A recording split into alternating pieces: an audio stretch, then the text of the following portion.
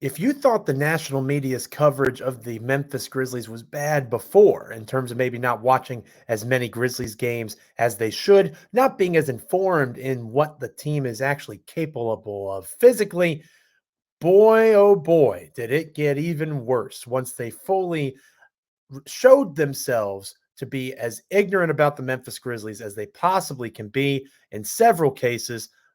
I am not happy, and I'm going to articulate that next here on Locked On Grizzlies. Lock in with me.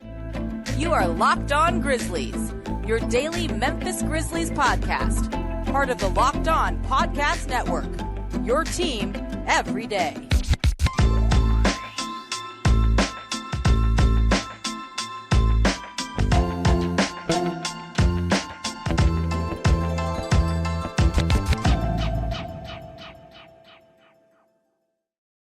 Welcome to Locked On Grizzlies. I am your host for this episode, Joe Mullinax, once again flying solo. The wonderful DeMichael Cole, very busy, as one would expect, with all of the craziness going around Ja Morant and the Grizzlies at this time. So I am flying solo so he can get caught up on some work. He will be solo for the late game against the Lakers for the Wednesday episode. We'll be back together. The goal is heading into Thursday's game with the Warriors. That's the hope, is that he and I will be back as a duo later on in the week. But thank you so much for being with me on this Tuesday episode. I appreciate it. Remember, we are proud members of the Locked On Podcast Network, your team each and every day. We are free and available wherever you get your podcasts. And of course, you can check us out over on YouTube as well. Like, comment, subscribe, rate, review, all those fun things make us a key part of your Memphis Grizzlies experience. Please. And I promise we're going to get back to actual basketball conversation later on in the show. We're going to talk about my latest piece over for SB Nation, talking about why the Memphis Grizzlies have reasons to be optimistic. We're obviously going to preview Grizzlies Lakers for Tuesday night. The Grizzlies play the Warriors on Thursday night. So a couple of tough games coming up here in the next several episodes. We're going to look at that Lakers game. Health reports, Steven Adams not back when it was believed he may be. Those sorts of things. We're going to talk about all that. I promise that's coming. But first, I want to address, and I'm not going to specifically name names because, Locked On wouldn't want me to do that, I'm sure. And I am going to do my best to provide what people that actually do this for a living are supposed to be able to do. And that is have a little bit of tact and a little bit of class. So I'm gonna withhold some names here. I hope you'll bear with me. But if you follow the Memphis Grizzlies, if you watch the sports talking head shows, you probably know who I'm talking about. And I'm just going to start off with saying this. Ja Morant has a lot of growing up to do. That's been talked about here, there, and everywhere by myself, my partner, DeMichael Cole. Nobody's disputing that. The national tone of the conversation regarding this young man, especially on Monday, was disgusting. It was disgusting. It was ill-informed. It was an abomination and an embarrassment to journalism integrity. And maybe we're past the point of journalistic integrity, not to go too far down that rabbit hole, but maybe in 2023 that doesn't matter anymore. Maybe in sports it's just entertainment and we're not worried about that. But the blatant misinformation, the unbelievable display of ignorance when it comes to talking about the Memphis Grizzlies, bringing Desmond Bane and Jaren Jackson Jr. into this, talking about how it's a culture for the Grizzlies. You know what Desmond Bane tweets about? People being baptized. Regardless of your religious beliefs, I don't think that's all that comparable to what Ja Morant is currently in hot water for. Jaren Jackson Jr. tweets about music and fashion. And he was just recently voted a vice president in the NBPA, the National Basketball Players Association, the union for the NBA players. Those two represent the Memphis Grizzlies franchise well. And until recently, Ja Morant did too. Ja Morant has made some mistakes. And he's paying for those mistakes right now.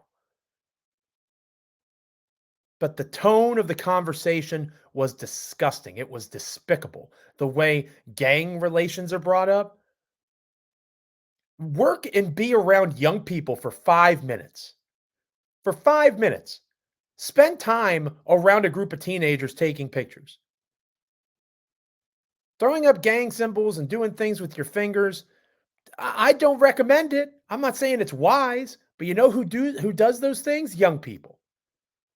It's not smart, especially when you're in a video with a gun. I'm not excusing Morant's behavior, but to make this leap into gang activity, it's irresponsible. It is irresponsible. And maybe I shouldn't be surprised because, again, journalistic integrity, what the hell is that in 2023, right? Maybe that doesn't exist for some. I know it's still out there. But thankfully, I don't need to be that guy. I can be angry on a podcast on a Tuesday because I can call crap when I see it, and it was crap. It was disgusting. It was offensive. It made light of issues that are happening in the city of Memphis. It tried to make correlations and connections that don't exist.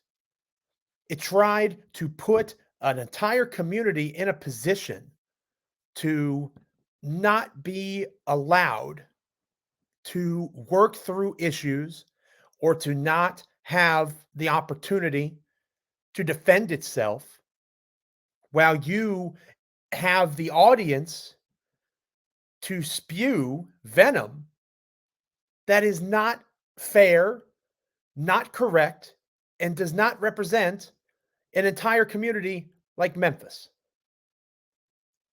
I was furious seeing the things that were being said because they're counterproductive. You know who said productive things about Ja Morant and his circumstances? His teammates, the ones that are around him more than their families during the NBA season.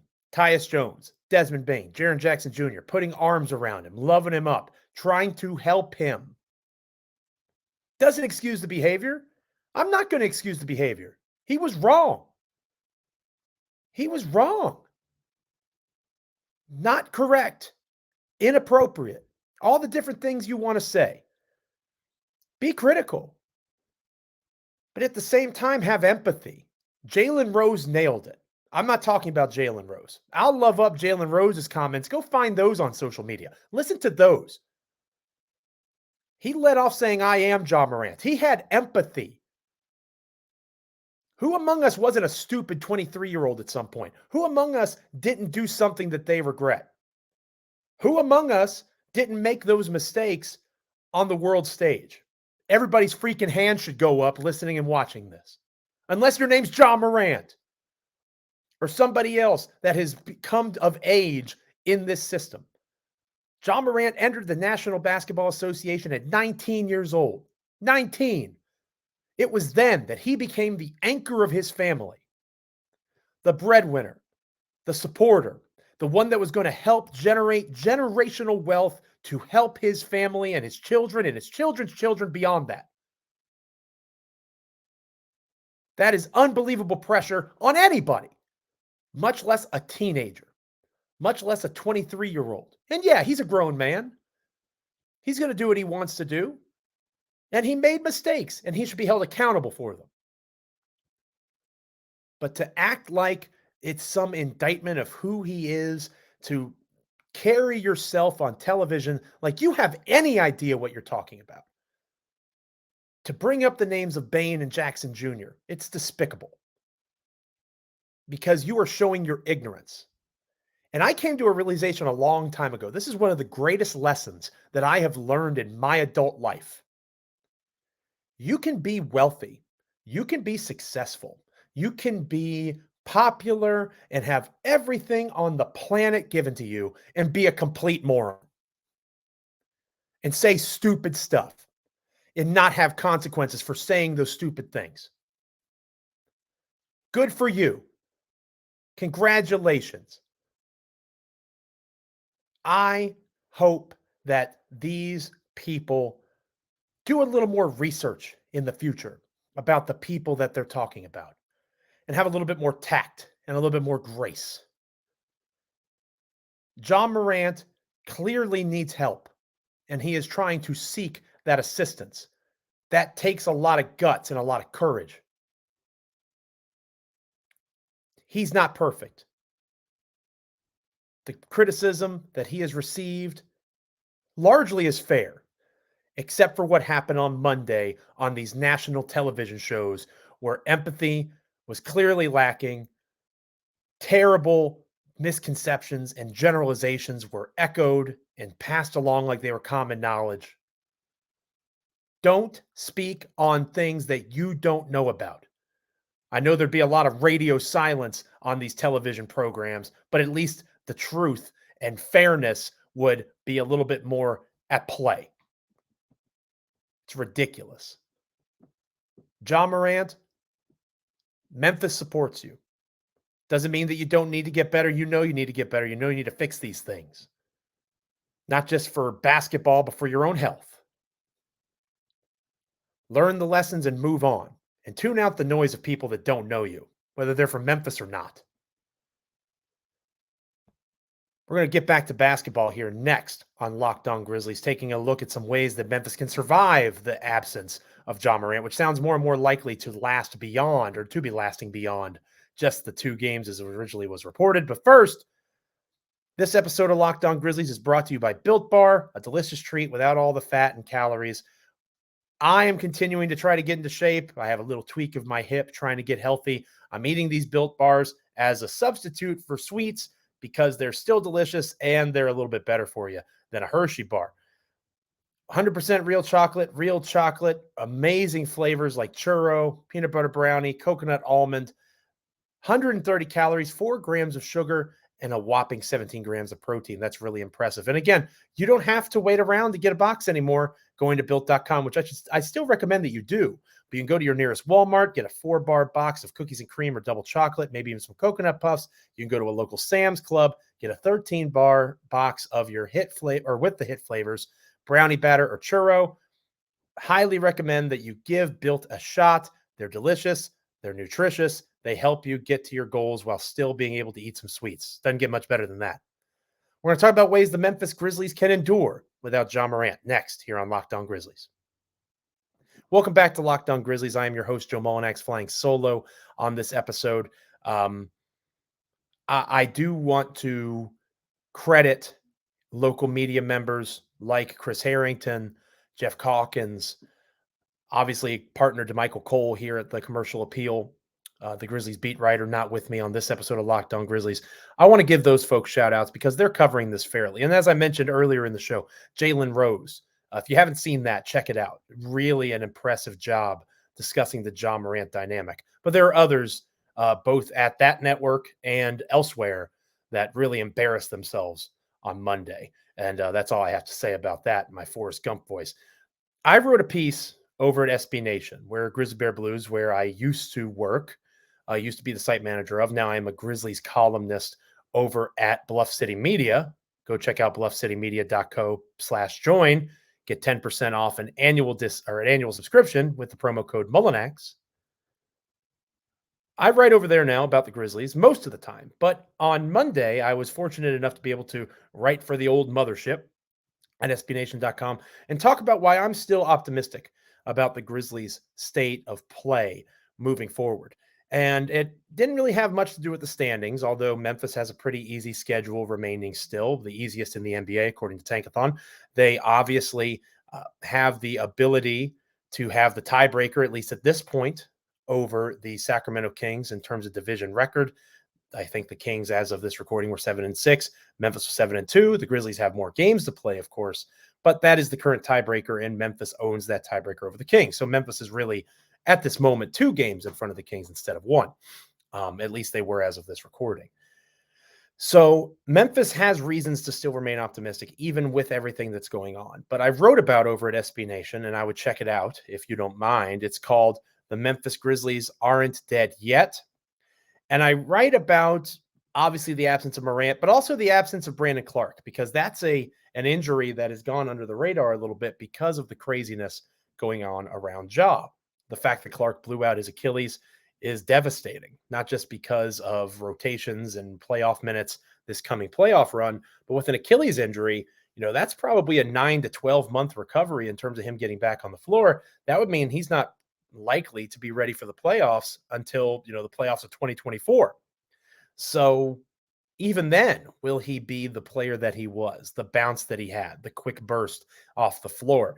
Those are all fair questions and things that, until proven otherwise, we're going to have to assume he's not going to be able to do. So between those two items, trying to piece together reasons to be optimistic. And I did that in the article. The first reason that I was optimistic is Tyus Jones. And Tyus Jones, I know DeMichael talked about this on yesterday's show. He balled out, especially in that 20-point third quarter against he did really well on Sunday playing in that game against the Los Angeles Clippers. He had the rhythm of his shot. He had the ability to create off the dribble. He had pull-up jumpers from range. He had his floater working. His assist game was on point. It was probably the best game of Tyus' career, if not at least one of the best. And he has been really strong as a starter this season. I wrote about it in the article. Before the Clippers game, which again was his best of the season, more than likely, he had been on a tear as a starter, averaging almost 19 points, shooting so much better as a starter than as reserve. He took that best backup point guard in the NBA thing quite literally, in terms of he's best when starting for Ja as opposed to just coming off the bench. That's slightly problematic, right? Ja Morant's eventually going to return. I wrote about how Ja and Tyus are not necessarily great together. That obviously can create problems and issues.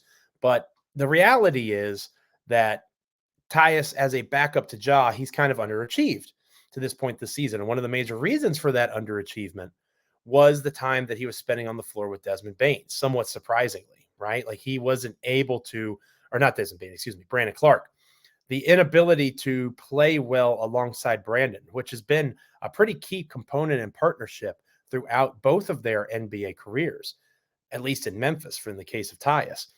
To not have that camaraderie with Clark on the floor the way that he had in the past was definitely negatively impacting the reserve unit. I mean, Tyus had better net rating numbers in terms of two-man lineups with guys like Zaire Williams, who has struggled this season, than he did with Brandon Clark.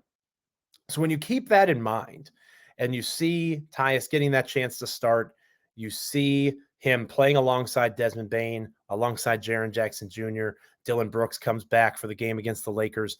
All of those things are going to help Tyus continue to maintain his current level of play. And because he's playing so well as a starter, that is a reason to remain optimistic about Memphis. Another reason to remain optimistic is, in my opinion, it's going to force change. It's going to force change. It's going to force the hand of Taylor Jenkins, because without Ja Morant, and we'll talk more about this later on in the show, it's probably a fair assumption that Ja's not coming back on Thursday. The suspension, the 2 games away, however you want to describe it, that's up on Thursday. And it doesn't seem likely that Morant will be there against the Warriors. So assuming that this goes beyond that, there has to be continued experimentation. If Tyus Jones is going to be your backup point guard and play 32 to 34 minutes a game, who gets the other 14 to 16? It certainly shouldn't be Kennedy Chandler. Who it should be is Desmond Bane and Luke Kennard sharing that responsibility. Because as I've talked about here before, having 2 of the best shooters in the NBA on the floor together certainly can help with the whole half-court offensive struggles idea, at least in theory it should. And Bane can create off the dribble. He's one of the better players in the NBA, better than expected at least, at that particular skill. Kennard was red hot from 3. He's still shooting well during his time in Memphis, even after a couple of cold games like the one in Houston, where he didn't convert as high of a rate as he would have liked. So Bane and Kennard both have experience playing that point guard, that secondary to primary facilitator role. Let them do that. Let them do it together when Tyus is out. The other thing that I wrote about was the idea of who replaces Brandon Clark, because you can't replace his skill set, right? Brandon Clark was an elite athlete, hopefully will be an elite athlete again, but given the nature of the injury, I think it's a fair point to question. So obviously, Xavier Tillman, the depth of the front court is helpful in this way now. Jaren Jackson Jr., Steven Adams not returning against the Lakers, which we'll talk more about here in a little bit. But eventually Adams will be back. He and Jaren will start. And you'd imagine Aldama and Tillman will be the 3 and the 4 in terms of the backup bigs, the 3rd and 4th big. But David Roddy had a really strong showing. And obviously with the return of Dillon Brooks, Roddy will likely be back on the bench. Roddy played a lot of 5 at Colorado State. And Roddy was in a position to play some big man minutes, given his frame, given his ability to absorb contact, his football background, built like a linebacker, played quarterback. This is a guy who has that physicality, and PJ Tucker-esque can potentially be that small ball 5. So whether it's changing up rotations, which most Grizzlies fans will agree that's something that Taylor Jenkins could be better with, whether it is adjusting how the minutes are distributed, there are places where Taylor Jenkins can grow as the head coach of the Memphis Grizzlies. And this can force his hand a little bit. And that isn't necessarily a bad thing, right? It allows for him to be in a position to take more chances, be a little more creative than perhaps he would have been otherwise. So over at SBNation.com, again, the Memphis Grizzlies aren't dead yet. Go check it out. An analytical dive, some film clips in there, taking a look at how the Grizzlies can still hold on to the number 2 seed in the Western Conference. We're going to preview Grizzlies Lakers next here on Locked On Grizzlies. But first, this episode of Locked On Grizzlies is brought to you by FanDuel. The midway point of the NBA season and beyond is here. We're in the sprint to the playoffs. Now is the perfect time to download FanDuel, America's #1 sportsbook. New customers get a no-sweat first bet up to $1,000. That's bonus bets back if your first bet doesn't win. Download the FanDuel Sportsbook app. Safe, secure, super easy to use. Then you can bet on everything from the money line, the spread, total point scorers, three-pointers drained in the first 3 minutes, and so much more. Plus, FanDuel allows for you to combine your bets for a chance at a bigger payout with a same-game parlay. Don't miss the chance to get your no-sweat first bet up to $1,000 in bonus bets when you go to FanDuel.com/lockedon. That's FanDuel.com/lockedon to learn more. Make every moment more with FanDuel, an official sports betting partner of the NBA. We're previewing Grizzlies Lakers part 2, whatever it might be. We're talking about Grizzlies Lakers next here on Locked On Grizzlies. Don't go anywhere. Welcome back to Locked On Grizzlies. I am your host, solo this time on a Tuesday, Joe Mullinax. Again, DeMichael Cole, my partner of the Commercial Appeal there in Memphis, getting caught up on some work. Hopefully everyone understands that he's a busy guy, given everything that's transpired for the Grizzlies. Happy to fill in for him on this episode. The next episode, since it's another late night game, as I've told you guys before, I'm old, I'm washed, not quite able to make it that entire game and then wait for DeMichael as he finishes up game coverage. So DeMichael will fly solo for Wednesday's show. We'll aim for being together for Thursday, and we'll see how things go the rest of the week heading into Friday. The Grizzlies play the Lakers again, right? The Grizzlies play the Lakers for the third and final time this season. It's a big one in terms of tiebreakers. Now the Lakers are, 9 games back in the loss column from Memphis. So it's unlikely that the Grizzlies tumble that far, that the Lakers make up that much ground. But it could be a potential playoff series preview if the Lakers were able to get into the play-in, find a way to sneak in a healthy LeBron James, Anthony Davis, the improved depth of the Lakers. All of those things are important. And obviously, the last time these teams played, it was a different world, right? The Grizzlies were in a place where they had Ja Morant. The Grizzlies were in a place where they had Brandon Clark. They were able to look at this game and compete in a different way than they're going to be able to compete in this game. Ja had a massive third quarter last week when these two squads faced off. And since that time, the Grizzlies are 1-2. They beat Houston like Memphis needs to do every time they play. And then they lost the last 2 to Denver and the Clippers. The Lakers are 2-1. They beat OKC. They beat the Warriors, which was a pretty impressive win on Sunday night. And then obviously the game in between was the loss. That was a game against the Minnesota Timberwolves. So Memphis and the Lakers find themselves in different places, major stars both being out. D'Angelo Russell is questionable for the game. We mentioned LeBron James certainly being out. We know Ja Morant, Brandon Clark aren't playing. But Steven Adams still not playing. Mildly surprising. It was rumored and reported that perhaps Adams would make his return to the Grizzlies rotation during the road trip towards the end of it, during the LA part. Obviously, Memphis played in LA on Sunday against the Clippers. Same thing tonight against the Lakers, same arena. And Steven Adams still not in that mix. So maybe they're waiting until a home game to bring Adams back. Maybe it's just not progressing the way they wanted to. They swear up and down that there haven't been any regressions or losses in terms of health with the knee. But not having Adams out there is significant because, again, he provides strength. He provides size. He puts the team in a position through his screens and offensive rebounding to run the best version of their offense that they've done so far to this point this season. So no Adams is a big deal. But again, going back to my article over at SB Nation, I remain optimistic because of Tyus Jones. It's not like the Lakers are going to be in a position to defend Tyus any better than the Clippers did. That's going to be a challenge for Los Angeles. They're not really in a place to say that they're going to dominate defensively by any stretch of the word. Anthony Davis is a monster. If he does indeed play, he's listed as day-to-day. It's assumed that he'll play against the Memphis Grizzlies, and he was a major problem. He had 39 points, 8 rebounds, 6 assists against the Warriors. You could argue he was the best player on the floor as he spoiled the return of Steph Curry to the Warriors lineup, who the Grizzlies will see later on in the week. But that starting five, Schroeder, Beasley, Troy Brown Jr., Jared Vanderbilt, Anthony Davis, not the strongest group in terms of being able to slow if Tyus and Bane both get going at the same time. Schroeder and Beasley are not to that level when both Tyus and Bane play the way, especially Tyus did against the Clippers. So there's an advantage there. The front court advantage isn't as strong. We saw Anthony Davis put Xavier Tillman through the ringer a little bit, made Anthony Davis earn what he got, but that didn't stop Davis from having a really strong game.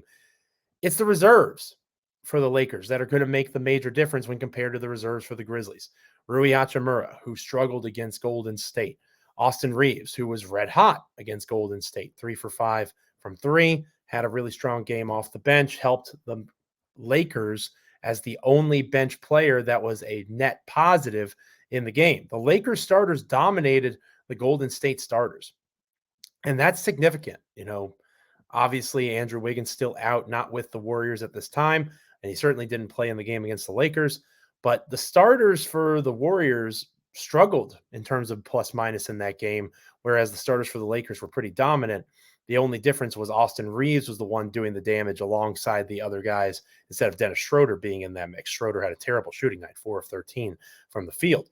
So if Reeves gets going, that's going to create issues for Memphis. Obviously, the reserve unit in terms of scoring is limited. You need Luke Kennard to continue to be a strong secondary facilitator in addition to his shooting. He's one of the better shooters in the NBA. We've talked about that time and again. That's not really a surprise to us at this stage. We know that.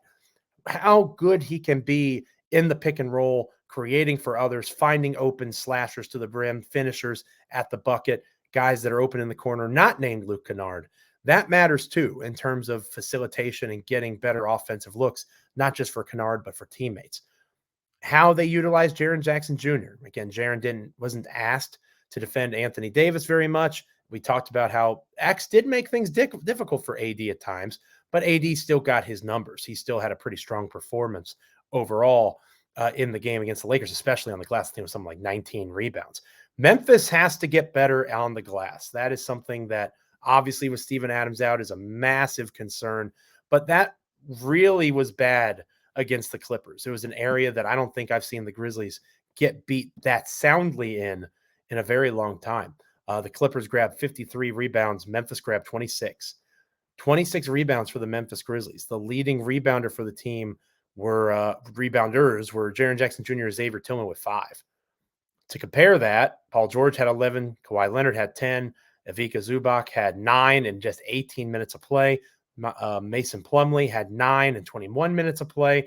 The Clippers dominated the glass, and because of that, they were in a spot to clear the rebound, limit Memphis to just one shot attempt, get their own offensive rebounds. The Grizzlies only had 2 offensive rebounds against the Clippers, 13 for Los Angeles. That's a massive point of emphasis for this team. If the Grizzlies can't find a way to clean the glass better than that, it's going to be a really long night because obviously Anthony Davis is a strong rebounder. There has to be more of a team commitment to that aspect of the game.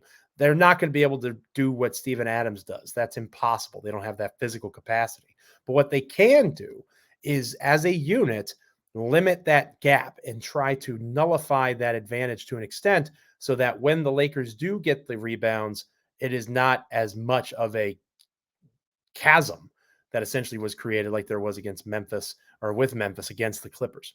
So it's a big game. Memphis needs all the wins they can get. They are only, again, as of this recording, 1 game in front of the surging still Sacramento Kings, surprisingly still in the mix in the Western Conference. They had the New Orleans Pelicans on Monday night. If the Kings are able to win that game, they would only be a half game back in terms of the standings in the Western Conference. In the loss column, Memphis has 25 losses. The Kings have 26. So Memphis is 1 game up in the loss column, even if Sacramento wins, but that would only put Memphis a half game in front of the Kings. So the Kings are hot on the Grizzlies trail. Even though Memphis has the tiebreaker, it's not like that's a lock. They need as many wins as they can get. This is a big one. And it would obviously be a nice way to end the road trip, going 2-2. It would be good for the psyche heading home against an improving and good Golden State Warriors team, making them feel like they have a shot to do this without Ja, which is probably going to be the continued reality. Thank you for making Locked On Grizzlies your first listen today. Now make your second listen Game to Game NBA. Every moment, every top performance, every result, Locked On Game to Game covers every game from across the NBA with local analysis that only Locked On can deliver. Follow Game to Game on Locked On NBA, available on the Odyssey app, YouTube, and wherever you get your podcasts. Again, the next time you guys are here on Locked On Grizzlies, it'll be DeMichael Cole of the Commercial Appeal, Grizzlies beat writer, superstar DeMichael Cole. He was on the Dan Patrick Show and in other places. That was pretty cool to see for my partner. Excited for him. He'll talk you through Grizzlies, Lakers, maybe provide some Ja Morant updates. If there's anything about Steven Adams, he knows. And then look ahead, of course, to the Thursday game against the Golden State Warriors, where hopefully, we can start building to positive vibes and talking consistently about basketball as opposed to all the off the court things that are currently afflicting the Memphis Grizzlies and their superstar, Ja Morant. We are proud members of the Locked On Podcast Network. Thank you for subscribing and listening. Your team each and every day here on the Locked On Podcast Network. Free and available wherever you get your podcasts. Make sure you're checking us out on YouTube. Like, comment, rate, review, subscribe, all those fun things. It is appreciated as always. Thank you for being here with me. Thank you for continuing to make Locked On Grizzlies a bigger and better show. It is appreciated more than we can ever say. Until next time, stay locked in, Grizzlies fans. I'm Joe Mullinax. This is Locked On Grizzlies.